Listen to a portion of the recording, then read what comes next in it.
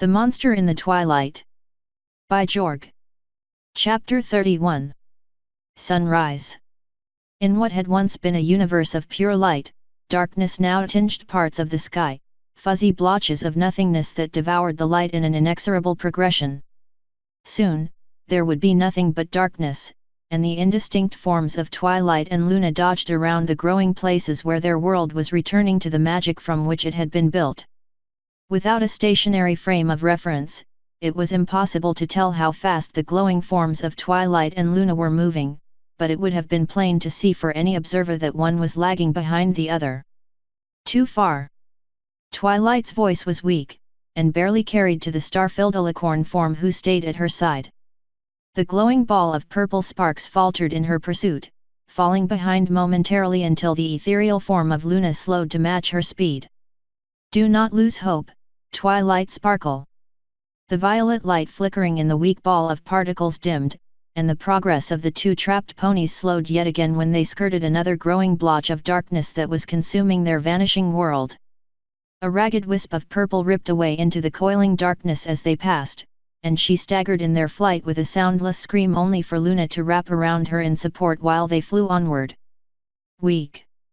Even in direct contact, Luna could barely hear her voice, and a ripple passed through her immaterial body as Twilight continued, "Leave me.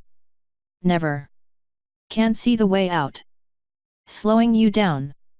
More patches of darkness opened up while they flew together, a deadly maze that only grew more complex as they traveled.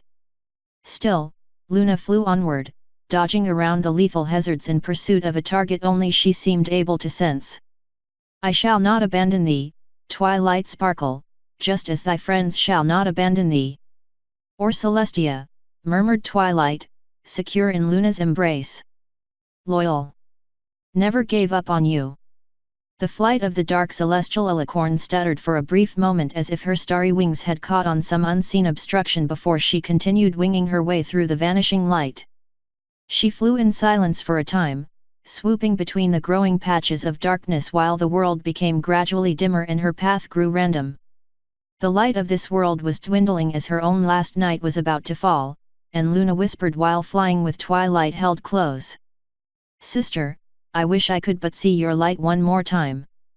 An ocean of fire surrounded where Celestia lay in exhaustion, her corporeal form faded to mere outlines in the constant flow of the solar wind. The barrier that Nightmare Moon had placed around the sun was too strong, wrapped and bulwarked with every trick and flourish that Luna had ever known. Celestia's heart had broken at the moment Luna had died, vanishing from her perception in the blink of an eye.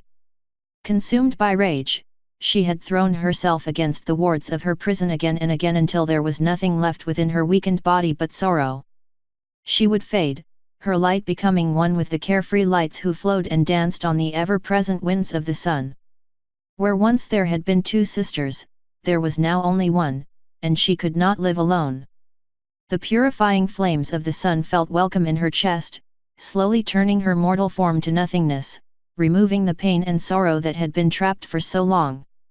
Piping voices sounded around her, their unearthly language sounding almost comprehensible now that she neared the end. They almost sounded like Tia. Celestia bolted upright. It was impossible. That was Luna's voice. Tia. Tia. Swirls of the glowing wisp spun and danced in her direction, surrounding her in a dizzying blur of pure joy as one individual spark floated down in front of her face. Tia. There was the faintest tinge of violet to the glowing aura that surrounded the wisp as it spun and pranced in front of her with all the ecstasy of a foal finding its mother. Celestia felt her body grow firm again, pulling its mortal essence back to her familiar shape as the rest of the wisps danced around them, mirroring the movements of their dissimilar twin. Have you seen Luna?" asked Celestia. The wisp stopped dancing, holding itself almost rigidly solid against the solar wind, and a voice emerged from it that she had given up hope of ever hearing again. "I'm sorry, Tia. Goodbye." A jolt passed through Celestia as she stumbled, then flung herself up into the sky in a blaze of fire.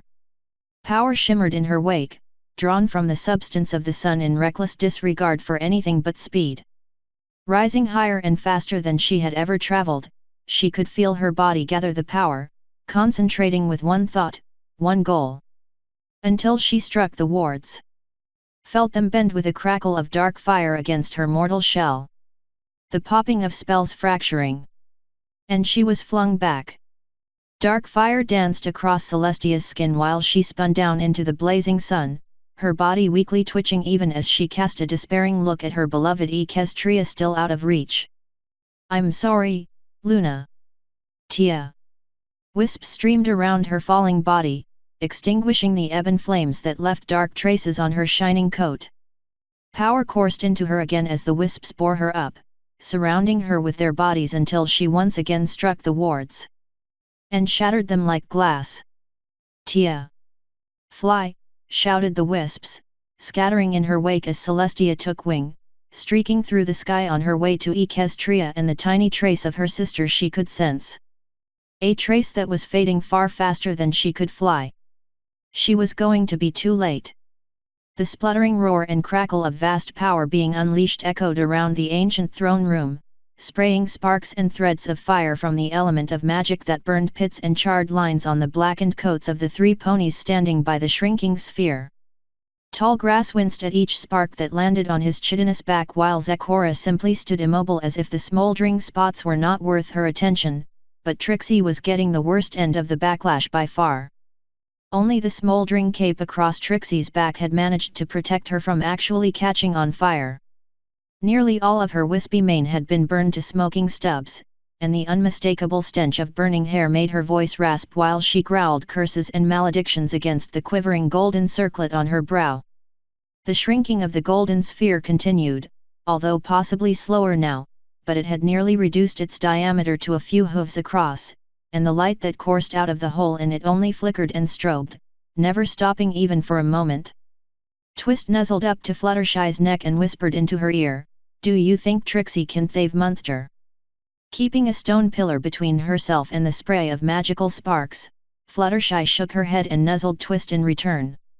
Each adult pony had brought one of the little ones behind cover when Trixie had started her seemingly futile attempt to control the shrinking golden sphere with magic and profanity, but in the chaotic confusion, they each had wound up with a different golden necklaced pony than they expected.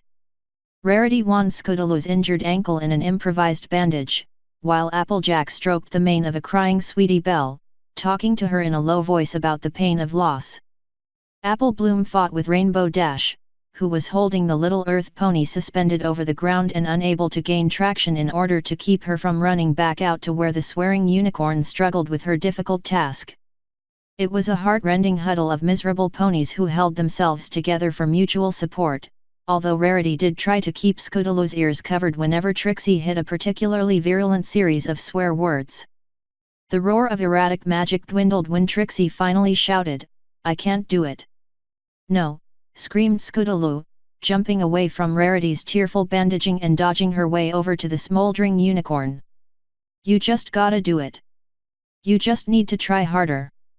The clatter of many little hooves promptly followed the little Pegasus, perhaps a herding instinct from her friends being behind her in the wagon for so many stressful times.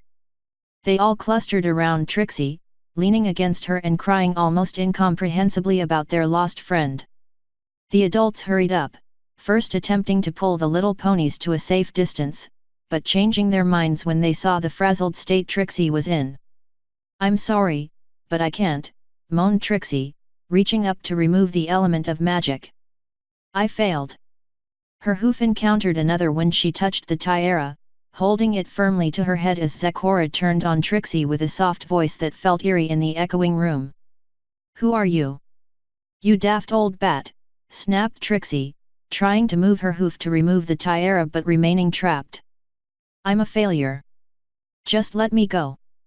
"What about Monster?" sobbed Apple Bloom. "I don't care about." Trixie trailed off, looking at the concentrated gaze of every pony in the room, both large and small. The glitter of gold and jewels of the elements of harmony around the necks of the little ones ripped at her heart with agonizing jealousy. Twilight Sparkle had been a destructive monster, but she had been able to attract not just one, but 5 little friends to use the ancient weapon. The tiara that Trixie now bore on her own head knew she was not worthy of their trust, and would not even try to join with the rest of the golden parts. It fought her at every turn, and even though Twilight Sparkle had been able to use it alone, that success was going to be the death of the insane purple mare in just a few minutes. I don't, her voice dropped to an anguished whisper. I'm not strong enough. But you're the great and powerful Trixie, sobbed Twist. Yet, you can do anything, said Scootaloo. Except fly. And outdrink Big Mac, added Pinkie Pie. You are an extraordinary talent, said Rarity tearfully, with a gentle pat to the remains of Trixie's smoldering cloak in order to put out a persistent ember. With depths we never realized before. Yeah, said Rainbow Dash with a punch of one hoof. You made Nightmare Moon blow up the whole town hall. You think this is just a game, snapped Trixie, pointing at the shrinking sphere. Zecora took the opportunity to tap her gently on the head, speaking even softer. This is no game. What is your name? I am Trixie, she said, looking with confusion between Zecora and the shrinking sphere, only half the size it had been just a few minutes ago. Louder. And prouder, said Zecora in a voice so soft as to be nearly inaudible. Don't give up, said Apple Bloom with a fierce nudge that was more like a headbutt to the side of the hesitant unicorn. She ain't no quitter, said Applejack from the other side of Trixie with a similar nudge. You whip this one and Big Mac will have to get in line to go out with ye. Yeah, said Sweetie Belle, rearing up to put two hooves gently on her star-unwand cutie mark and laying her head against the dirty sweat-smeared mare. My sister says you're our rolling model. Do it for us. Do it for you. Trixie turned from her audience to once again face the rapidly shrinking sphere. With a brief grunt, she leaned into her power again, focusing it through the rebellious element of magic with a soft hissing noise that splattered sparks around the golden sphere. You show 'em, cheered Scootaloo. Yeah, added Featherweight, touching his shutter to get a picture before resting a hoof on Trixie's side. Kick its flank. More, I implore. The persistent voice of the zebra touched some deeply buried reserve of anger in Trixie, and she poured the emotion into her spell.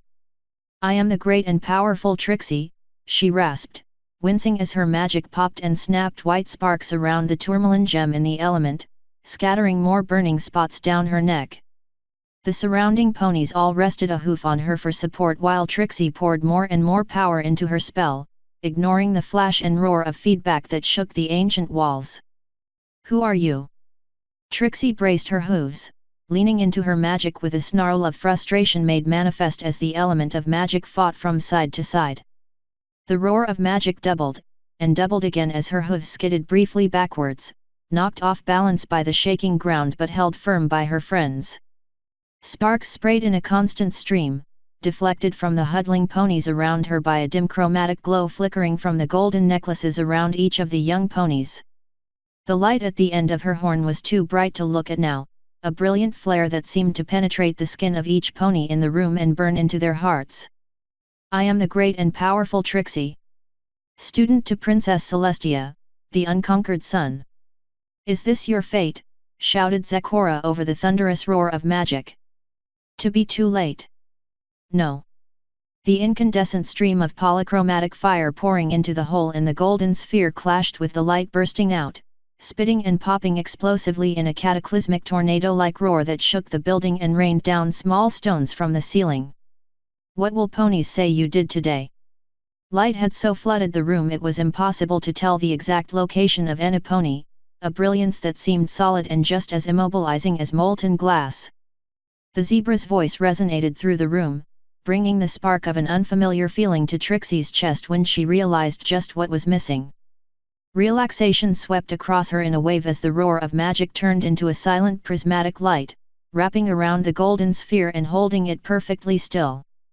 In the quiet, only the sounds of breathing could be heard, and the peaceful voice of Trixie whispering. Not me. They will say we saved your daughter. Time ceased to hold meaning in the ancient room. It could have been hours or only a few minutes until a thin stream of dust began to pour out of the sphere, sliding through the magic without resistance. It pooled on the stone floor, glittering in reflected light until the last particle had escaped the imprisoning spell and the shape of a pony finished forming. Only then did the magic stop and the sphere dwindle out of existence. The acrid smoke had dissipated in the light breeze blowing through the shattered windows of the throne room, allowing the distant sounds of birdsong to echo through the ruins. Sunlight streamed through the castle windows, sending brilliantly lit motes of dust drifting through the air in a gentle dance of random winds and highlighting the ponies as they stood up from where they had fallen on the floor as if waking from a dream. In front of them all was a dark alicorn form, curled on the stone floor with wide teal eyes and panting rapidly, as if she were both frantic to feel air once again and terrified that it might be taken away at any moment. The sunlight glittered in her star-swept mane, which swirled and coiled across the floor in an invisible wind, but all eyes in the room were focused on one of her dark wings, which was being held protectively over an unmoving small figure.